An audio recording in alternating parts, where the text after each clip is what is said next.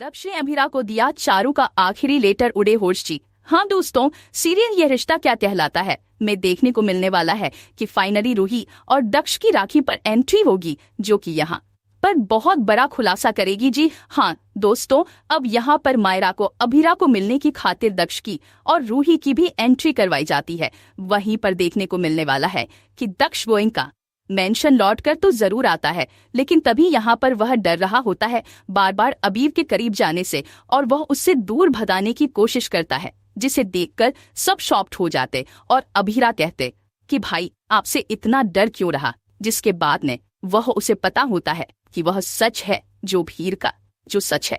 चारों को आखिरी जो शब्द थे वह सब उसने देखे थे। उसने सुना था कि चारों अभी से आखिरी इच्छा मांग रही थी, लेकिन फिर भी अभिर ने नहीं सुनी, और दक्ष यह सब कुछ सुन लिया था, देख लिया था, रिकॉर्ड कर लिया था। आखिरी लेटर चुपके से अपनी अलमीरा में छुपाया था और दक्ष को कहा था कि ये मिलो तो उन्हें जरूर देना। जिसके बाद देखने को मिलता है कि यहाँ पर डर के मारे अभीर उसे डराने की कोशिश कर रहा था कि उसे कोई किसी को कुछ ना बोले कि चारू ने आखिरी वक्त में क्या कहा था।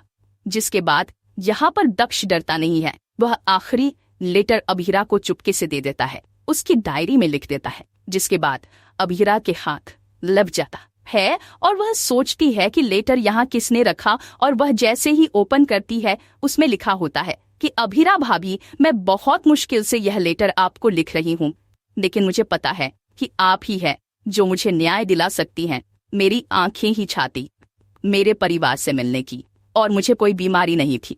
यह जानबूझकर अबीर की रची हुई साजिश थी, क्योंकि वह इतना साइको हो चुका था मेरे प्यार में कि वह मुझे घर वालों से मिलने भी नहीं देना चाहता था। उसे लगता था कि कोई मुझे उससे छीन कर ले जाएगा, और अबीर आज भी मेंटली तौर पर बचपन का ट्रॉमा झेल रहा है कि कोई से दूर न हो जाए। इसीलिए वह जिससे प्यार करता है उसे अपनी कैद में रखकर रखना चाहता है। वह आज भी मेंटली तरीके से सही नहीं है, और इसीलिए जब से मैं जापान आई का कोई नैतिक अधिकार नहीं है। उपाध्याय ने रोहित पवार पर हिंदू आतंकवाद का नैरेटिव बनाने का आरोप लगाया है।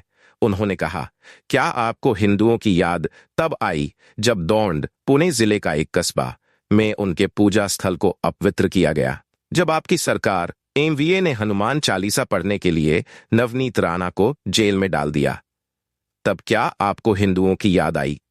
अब आपको हिंदू आतंकवाद का नैरेटिव फैलाने के लिए हिंदू किसानों और युवाओं की याद आ रही है। लोग इस पाखंड में नहीं फंसेंगे। हिंदू समुदाय आपका असली चेहरा देख रहा है। नीतेश राणे ने आव्हाड पर साधा निशाना। महाराष्ट्र सरकार में मंत्री नीतेश राणे ने अमरावती में मीडिया से बात करते हुए आव्हाड पर पलटवार किया, और उन्होंने एनसीपी नेता पर सनातन धर्म का अपमान करने का गंभीर आरोप लगाया है। राणे ने कहा, जितुउद्दीन जितेंद्र आव्हाड जिस विधानसभा क्षेत्र से चुनकर आते हैं वो जिहादियों का हेडक्वार्टर है, जिहादियों का अड्डा है। उनको खुश करने के लिए ही उन्हें सनातन धर्म को गाली देनी पड़ती है।